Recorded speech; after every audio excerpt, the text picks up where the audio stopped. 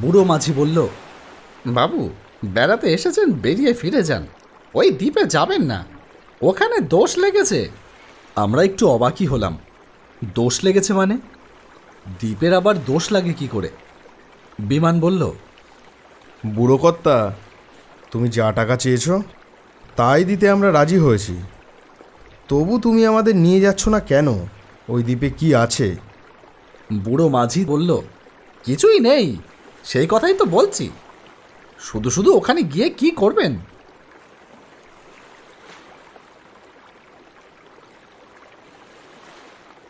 বুড়ো মাঝি হাল ধরেছে আর দাঁড় বাইছে তার নাতি। এই নাতির বয়স 13-14 বছর হবে। ওর নাম সুলেমান। সে কেমন যেন ভয়ে ভয়ে তাকিয়ে আছে আমাদের দিকে। বুড়ো মাঝি যতই না বলছে ততই আমাদের জেদ চেপে যাচ্ছে। একটা সাধারণ দ্বীপ, সেখানে কি এমন ভয়ের ব্যাপার থাকতে পারে? সেরকম কিছু থাকলে সবাই জানতে পারতো নিশ্চয়ই। হলদিয়াতে বিমানের দাদা চাকরি করে। আমি আর বিমান কয়েকদিনের জন্য এসেছি এখানে বেড়াতে। হলদিয়ার জায়গাটা বেশ সুন্দর। নতুন বন্দর, নতুন শহর গড়ে উঠেছে। চারিদিকে সবই নতুন নতুন বাড়ি আর অনেক ফাঁকা জায়গা।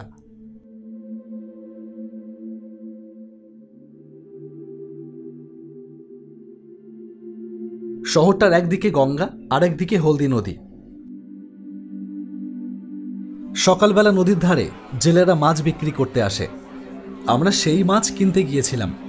ঘাটে অনেকগুলো নৌকো বাঁধা। নৌকো দেখেই আমাদের মনে হলো একটা নৌকো ভাড়া করে নদীতে বেরিয়ে এলে কেমন হয়। একজন মাঝিকে জিজ্ঞেস করতেই সে রাজি হয়ে গেল। 200 টাকা দিলে সে যতক্ষণ ইচ্ছে আমাদের ঘুরিয়ে দেখাবে। আমি আর বিমান দুজনেই সাঁতার জানি, সুতরাং আমাদের জলের ভয় নেই। বিমান তো সুইমিং কম্পিটিশনে অনেকবার প্রাইজ জিতেছে। আমি আগেই শুনেছিলাম যে হলদিয়ার কাছে একটা দ্বীপ আছে, তার নাম আগুনমারির চর। আগে সেই চরটা মাঝে মাঝে জেগে উঠত, এখন আর ডোবে না। এখন সেখানে গাছপালা জন্মে গেছে। কোনো মানুষজন অবশ্য এখনও সেখানে থাকে না। নৌকো দেখেই আমার ওই দ্বীপটার কথা মনে এসেছিল। নতুন দ্বীপ মানেই তো নতুন দেশ। ওখান থেকে ঘুরে এলেই নতুন একটা দেশ দেখা হয়ে যাবে। অনেক দিন বাদে যখন ওই দ্বীপে অনেক ঘরবাড়ি হয়ে যাবে, কলকারখানা বসবে, তখন আমরা বলবো, জানো, যখন আমরা আগুনমারিতে গিয়েছিলাম তখন এসব কিছুই ছিল না, শুধু গাছপালা, আর গাছপালা ছাড়া আর কি আছে সেই দ্বীপে? বুড়ো মাঝি ভয় পাচ্ছে কেন? নৌকায় চড়বার সময় মাঝিদের কখনো চটাতে নেই। সেজন্য আমি অনুনয় করে বললাম, ও বুড়ো কর্তা, বলো না সেখানে কি আছে, কেন আমাদের যেতে বারণ করছো? বুড়ো মাঝি বলল, কিছু নেই বলেই তো বলছি বাবু, শুধু কয়েকটা গাছ আর বালি, ওই শামুক ঝিনুক ভাঙা। বিমান বলল, তাহলে আমাদের সেখানে নিয়ে যেতে চাইছো না কেন? সেখানে কি ভয়ের কিছু আছে? আকাশে মেঘ দেখছো না বাবু, এখন আর অত দূরে যাওয়া ঠিক নয়, এই কিনারায় কিনারায় থাকাই ভালো। তুমি কি আমাদের ছেলে মানুষ পেয়েছো? সামান্য মেঘ, এতে কখনো ঝড় ওঠে? তুমি আমাদের নিয়ে যেতে চাইছো না তাই বলো। আমি বুড়ো মাঝির নাতিকে জিজ্ঞেস করলাম, সুলেমান, তুমি গেছো কখনো সেই দ্বীপে? সেখানে কি ভয়ের কিছু আছে? সুলেমান দাদুর দিকে তাকালো একবার, তারপর বলল, ভয়ের কিছু নেই, তবে অন্য কিছু দেখা যায় না। সেখানে গেলে মনটা কেমন কেমন করে, মনটা খারাপ হয়ে যায়। এ তো আরও অদ্ভুত কথা, একটা দ্বীপে গেলে মন খারাপ হয়ে যাবে?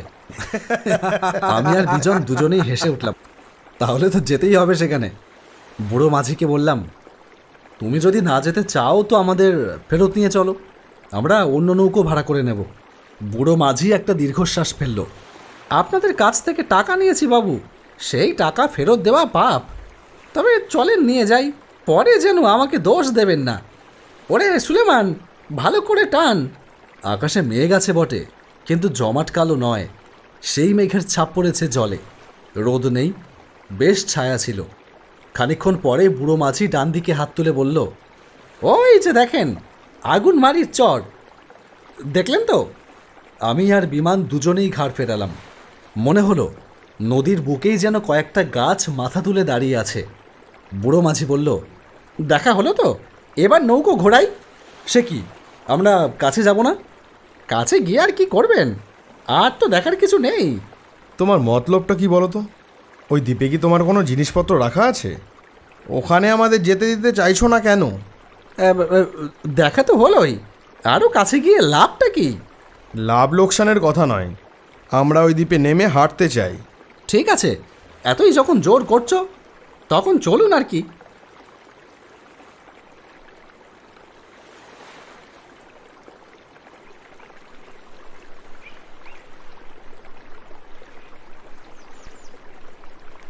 নিন, এইবারে নামুন। সেখানটায় অন্তত 1 হাঁটু জল, তারপর কাদামাটি। বিমান বলল, আর একটু এগোও। এখানে নামবো কি করে? আপনাদের বাবু এখানেই নামতে হবে। আমার নৌকো ওই চরের মাটি ছোবে না, ওই মাটি অপয়া। আচ্ছা আচ্ছা, ঠিক আছে ঠিক আছে, আমরা এখানেই নামবো। নেমে পড়লাম জলে, ছপ ছপ করে এগিয়ে গেলাম দ্বীপটার দিকে। বুড়ো মাঝি নৌকাটাকে আরও গভীর জলের দিকে নিয়ে ঝপাং করে নোঙর ফেলে দিল।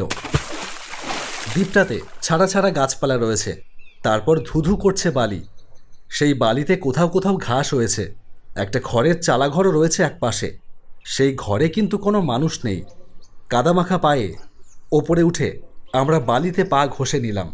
বিমান বলল, একটা কিছু ফ্ল্যাগ নিয়ে আসলে ভালো হতো রে, তাহলে সেই ফ্ল্যাগটা পুঁতে আমরা এই দ্বীপটাকে দখল করে নিতাম। না না, তা কি করে হবে? আগেই তো এখানে মানুষ এসেছে, দেখছিস না ঘর রয়েছে। আমরা ঘরটার কাছে গিয়ে দেখলাম তার মধ্যে পাতা আছে একটা খাটিয়া, আর চতুর্দিকে ছড়িয়ে রয়েছে শুকনো গোবর। জায়গাটায় বিচ্ছিরি গন্ধ। লোকেরা এখানে গরু চড়াতে আসতো, কিন্তু গরুগুলোকে নিয়ে আসতো কি করে? বড় বড় নৌকোয় করে নিয়ে আসতো।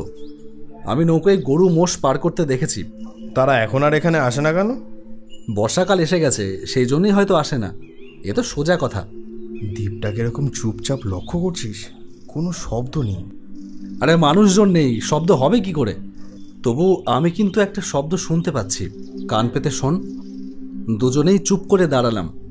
সত্যি খানিকটা দূরে গাছপালার আড়াল থেকে মাঝে মাঝে একটা ফোঁস শব্দ পাওয়া যাচ্ছে। কেউ যেন নিঃশ্বাস ফেলছে খুব জোরে। কোনো মানুষ অবশ্য অত জোরে জোরে নিঃশ্বাস ফেলতে পারে না। বিমানের মুখটা শুকিয়ে গেল, চোখ বড় বড় করে বলল, এটা কিসের শব্দ বলতে পারিস? সাপ নাকি? সাপ অত জোরে জোরে ফোঁস করে? সমুদ্রে বড় বড় অজগর সাপ থাকে শুনেছি। সমুদ্র থেকে যদি এখানে চলে আসে, ওই জন্যই বোধহয় মাঝিরা এখানে আসতে ভয় পায়। একটা অজগর সাপ থাকলে সেটাকে মেরে ফেলতে পারবো না? চলে গিয়ে দেখি। সঙ্গে লাঠি বাটি একটা কিছু আনলে ভালো হতো। আরে ভয় পাচ্ছিস কেন? বড় সাপ তো আর তাড়া করে এসে কামড়াতে পারে না। ডান দিকে খানিকটা দূরে 2-3টে বড় বড় গাছের পাশে কিছুটা ঝোপের মতন। শব্দটা আসছে সেদিক থেকেই। আমরা গুটি গুটি পায়ে এগোলাম সেই দিকে। শব্দ মাঝে মাঝে থেমে যাচ্ছে। কাছাকাছি গিয়ে আমি ভয় পেয়ে বিমানের হাত চেপে ধরলাম। ঝোপের মধ্যে কি যেন বিশাল একটা জন্তু রয়েছে। এটা তো একটা মোষ, কাত হয়ে শুয়ে আছে। এবারে আরেকটু এগিয়ে আমরা মোষটার মাথাটা দেখতে পেলাম। দেখেই বোঝা যাচ্ছে মোষটা মরতে চলেছে। মোষটার 2 চোখ দিয়ে গড়িয়ে পড়ছে জল। ওই রকম করুণ চোখ আমি আগে কখনো দেখিনি। মোষটা মাঝে মাঝে নিঃশ্বাস ফেলছে, তখন তার পেটটা ফুলে উঠছে। এইটুকুতেই বোঝা যায় যে ও বেঁচে আছে। আমি বললাম, এত বড় একটা মোষ, কি হয়েছে ওর? সাপে কামড়েছে? অসুস্থ হতে পারে, মোষেরাও তো অসুস্থ হয়। কিন্তু কোনো লোকজন তো নেই। একলা একলা একটা মোষ এখানে পড়ে আছে। মোষের মালিক নিশ্চয়ই বুঝতে পেরেছে যে ও আর বাঁচবে না, সেই জন্যই এখানে ফেলে রেখে গেছে। আমরা আর ঝোপটার মধ্যে না ঢুকে এদিক ওদিক ঘুরতে লাগলাম। যতবার মোষটার নিঃশ্বাসের শব্দ শুনছি ততবার মন খারাপ লাগছে। একটা জিনিস লক্ষ্য করেছিস? এখানে গাছের পাতাগুলো কেমন যেন শুকনো শুকনো। এখন তো বর্ষাকাল, গাছের পাতা তো এখন শুকিয়ে যায় না। গাছগুলোর ছালও তো খসে পড়েছে অনেক জায়গায়। এখানে তো জল নোনা, তাই বোধহয় গাছের স্বাস্থ্য ভালো থাকে না। বাজে কথা বলিস না, সুন্দরবনে অত গাছ রয়েছে না? সেখানকার জল তো আরও বেশি নোনা। এখানকার গাছগুলোর বোধহয় কিছু একটা রোগ হয়েছে। ওটা কি রে? ওটা তো একটা পাথর। আশ্চর্য তো, খুবই আশ্চর্য ব্যাপার। কিসের আশ্চর্য? তুই বুঝলি না? গঙ্গা নদীর দ্বীপে পাথর আসবে কোথা থেকে? কেন? এদিকে কি কোথাও পাহাড় আছে? এখানে এত বড় একটা পাথর কে নিয়ে আসবে? পাথরটা এমনিতে খুবই সাধারণ। যে কোনো পাহাড়ি জায়গায় গেলে এরকম পাথরের ছাই পড়ে থাকতে দেখা যায়, কিন্তু নদীর ওপরে একটা নতুন দ্বীপে এই রকম পাথর দেখতে পাওয়া তো স্বাভাবিক নয়। আমরা পাথরটার কাছে গেলাম। সেটার গায়ে শ্যাওলা জমে গেছে। আমি পাথরটার গায়ে হাত দিয়ে বললাম, সমুদ্রের তলায় অনেক জায়গায় ডুবো পাহাড় থাকে, হয়তো গঙ্গার এখানটাতে ডুবো পাহাড় আছে। দ্বীপটা তৈরি হবার সময় পাথরটা উঠে এসেছে। তোর কি বুদ্ধি! পাথর কি হালকা জিনিস যে জলের উপরে ভেসে উঠবে? তাছাড়া দেখ, এর তলায় কিছু ঘাস চাপা পড়ে আছে। এই দ্বীপটা হবার পরে কেউ পাথরটা এখানে এনেছে, কিন্তু শুধু শুধু কেন এত বড় পাথর এখানে বয়ে আনবে? আমি পাথরটার গায়ে হাত বুলোতে বুলোতে বললাম, উল্কা নয় তো? অনেক সময় উল্কার টুকরোও পৃথিবীতে এসে পড়ে। বলতে না বলতেই আমি মাথা ঘুরে মাটিতে পড়ে গেলাম। আহ আহ কি হলো? কি হলো রে? আমি উঠে বসলাম। আমিও অবাক হয়ে গিয়েছি খুব। কি যে হলো কিছুই বুঝতে পারলাম না। এরকম তো আমার কখনো হয় না। বিমান আমায় ঝাঁকুনি দিয়ে বলল, কি হলো রে? কি হলো? জানি না, হঠাৎ মাথাটা কেমন ঘুরে গেল। চুপ করে বসে থাক, উঠিস না। আরে আমার কিছু হয়নি। তবু বসে থাক। একটা জিনিস দেখ, এই পাথরের নিচের ঘাসগুলো দেখ, কেমন যেন খয়েরি হয়ে গেছে। ঘাস চাপা পড়লে হলদে হয়ে যায়, কিন্তু খয়েরি? তুই কখনো খয়েরি রঙের ঘাস দেখেছিস? এ বোধহয় অন্য জাতের ঘাস। পাশের ওই গাছটা দেখ, এই গাছটার গাটা লাল। আমি লাল রঙের গাছ আগে কখনো দেখিনি। বিমান, ওই যে মোষটা মরে যাচ্ছে, ওর জন্য আমার খুব কষ্ট হচ্ছে। আমারও খুব কষ্ট হচ্ছে রে। এমনি এমনি একটা মোষ মরে যাচ্ছে। ইস, মোষটাকে যে কেন ওর মালিক ফেলে রেখে গেল। বিমান, আমার ইচ্ছে করছে এখানে শুয়ে পড়তে। মন্দ বলিসনি। এখানে খানিকক্ষণ শুয়ে শুয়ে কাটিয়ে দিলে বেশ হয়। যদি নৌকোটা চলে যায়? ইস, গেলেই হলো। পুরো পয়সা দিয়েছি না।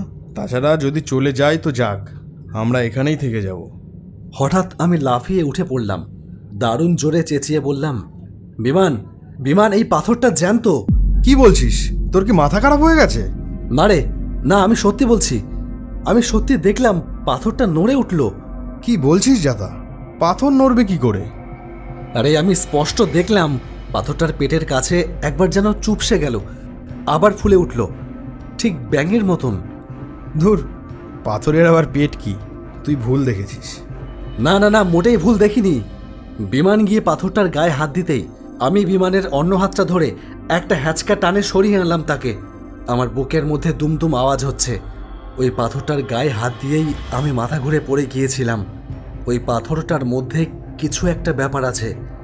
দূরে শুনতে পেলাম বুড়ো মাঝি চেঁচিয়ে চেঁচিয়ে ডাকছে, বাবু, বাবু। আমি বললাম, চল বিমান, নৌকোয় ফিরে যাই। না রে, এক্ষুনি যাব না। এখানে শুয়ে থাকবো বললাম না। না, আমার মোটেই ভালো লাগছে না। চল নৌকোয় ফিরে যাই। বিমানকে প্রায় জোর করেই আমি টানতে টানতে নিয়ে চললাম।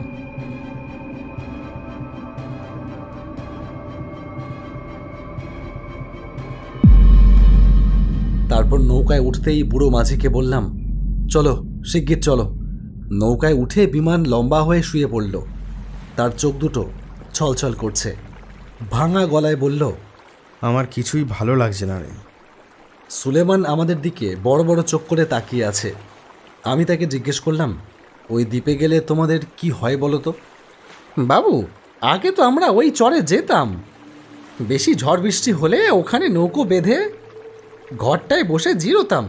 অনেক লোক আগে ওখানে গরু মোষ চড়াতে আসতো। এখন আর কেউ যায় না।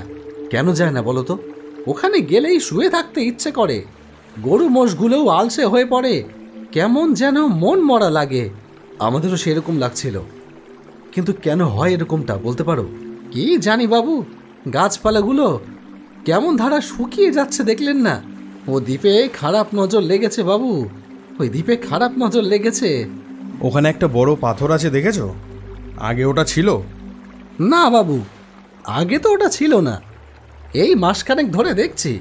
আচ্ছা, কি করে পাথরটা ওখানে এলো তা তো কেউ জানে না বাবু। কেউ বলে ওটা আকাশ থেকে খসে পড়েছে। আমার মাথাটা এখন দুর্বল লাগছে। আমি আর কথা বলতে পারলাম না।